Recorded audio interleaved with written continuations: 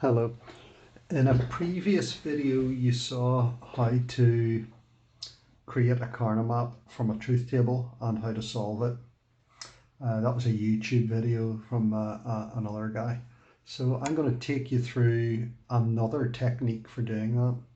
Just in case the first technique you looked at there was a little confusing, there is another way of doing it that might suit you better. Some people prefer the first technique, some people prefer this technique.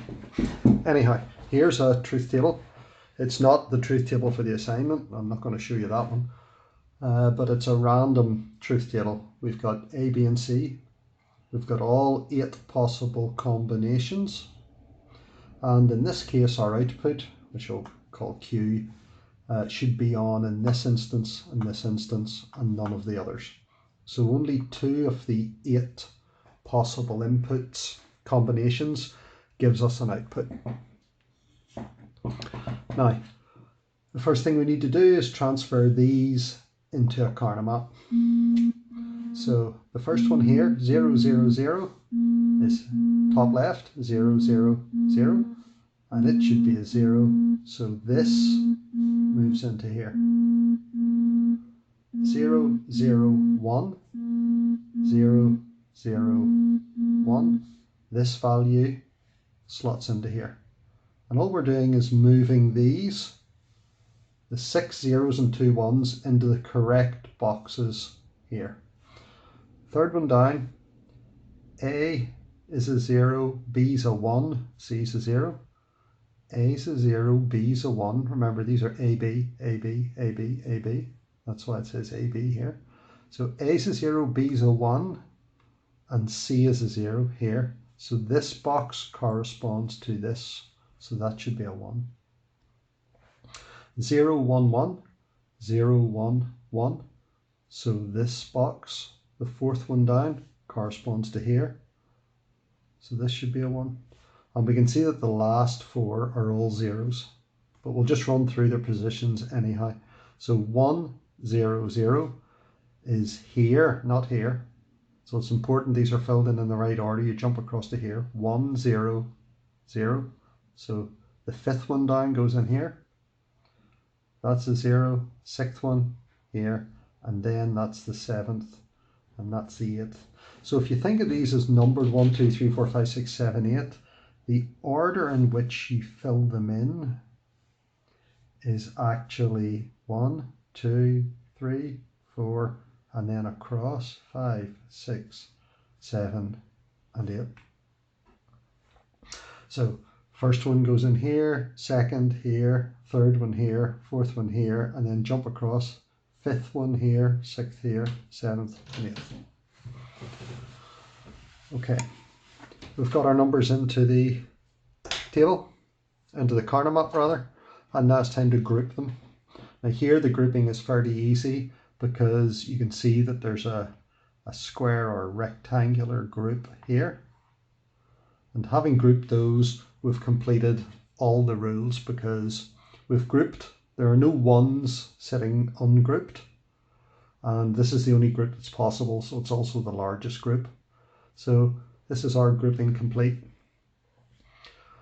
Now, the question is, what do you call that group?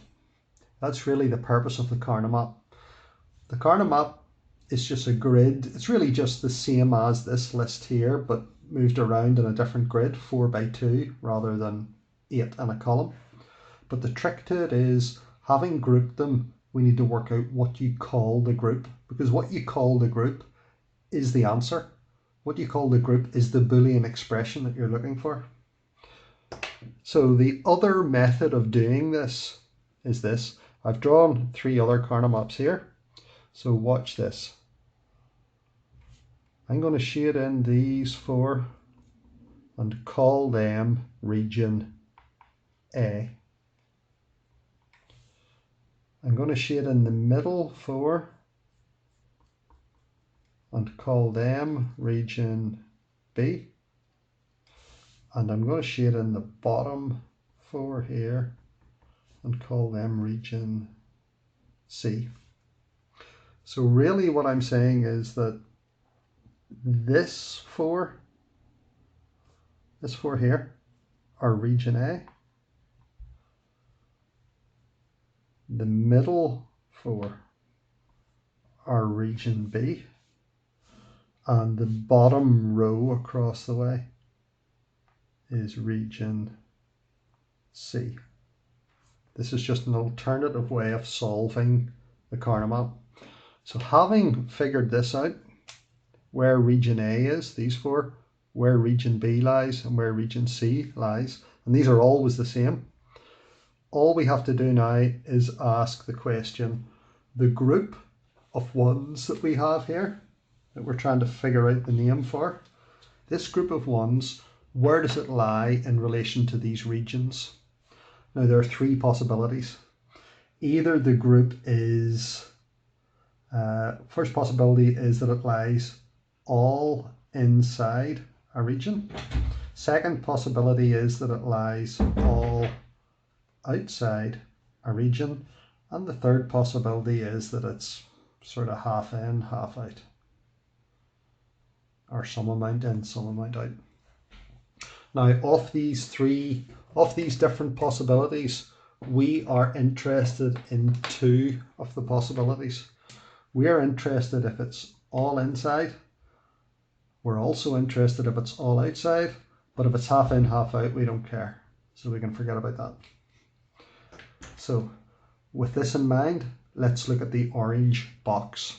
This orange box lies all outside region A, because region A is here and the orange box is completely outside it.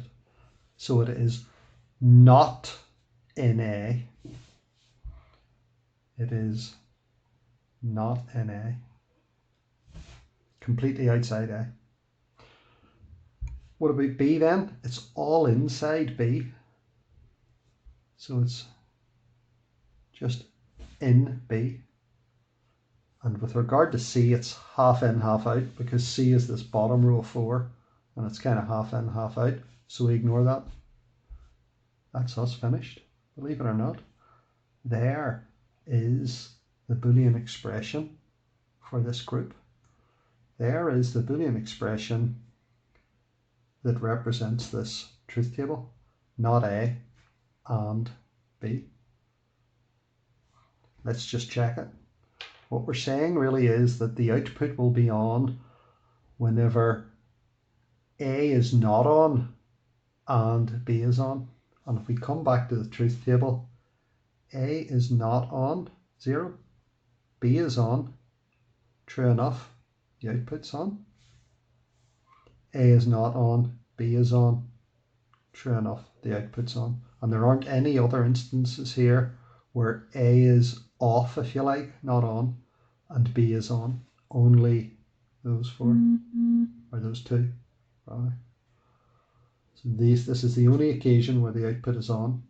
So having moved those across to the Karnaugh map and solved the Karnaugh map using these rules, we've come up with the final expression for it. Okay, let's solve a few more Karnaugh maps. I'm not going to bother with the truth table here, so assume you know when you've got the truth table how to move the 1s and 0s into the Karnaugh map. Let's just look at how these are going to be grouped together. So the rules are, it has to be groups of 1, 2, 4 or 8. Can't be a group of 3, group of 5, group of 7. 1, 2, 4, 8. Groups have to be as big as possible. And they can only be rectangular in shape or square. Can't be L shape. So we can't draw an L shape set of boxes around this. And we can't draw a box around these because that would be a box of 3, a group of 3, and that's not 1, 2, 4 or 8.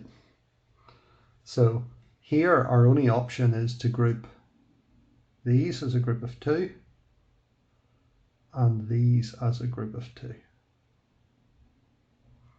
And then we simply have to figure out what the names of those two groups are. And we figure that out by looking at the different regions. So this group is completely outside region A. Region A lies here. This group's completely outside region A, so it's not A. it's half in, half out of B, the middle four, region B, half in, half out, ignore it. And with regard to region C along the bottom, it's completely outside region C, so we're interested in it. All inside we're interested, all outside we're interested, half in, half out, forget it. So this group is not A and not C. This group, completely inside region A, completely inside region B,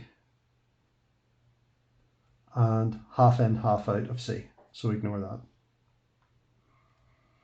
So there we have our two names, one for each group. So in actual fact, this can be represented by A, not A, and not C, or A and B.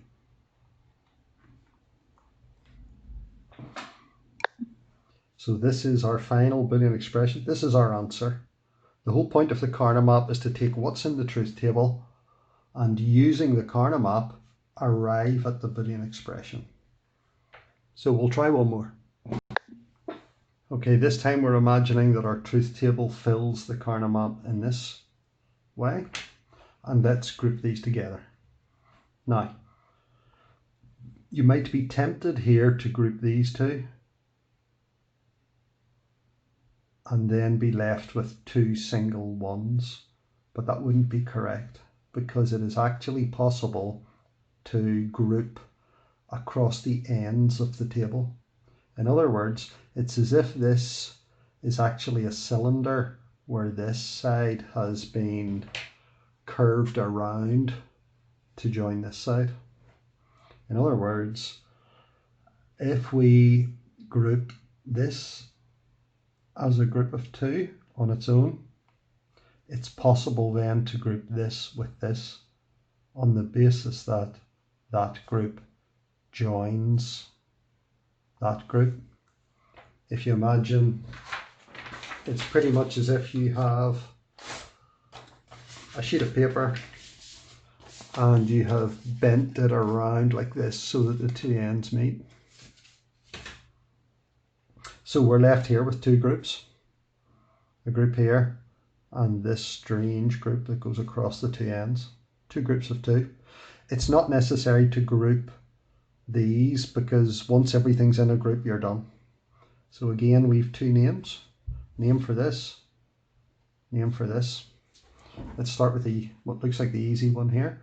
So this group is completely inside region A, so it's going to be A.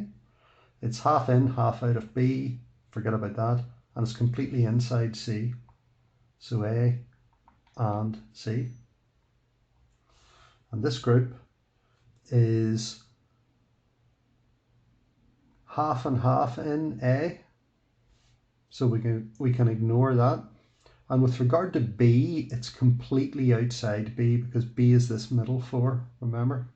So this group is completely outside B, so it's not B. Remember, we're interested where it's all inside or all outside, not interested if it's half in, half out. So it's not B, and it's also not in C because C region is here, so it's completely outside of C. So it's not in C. So there is our final expression. A and C are not B and not C.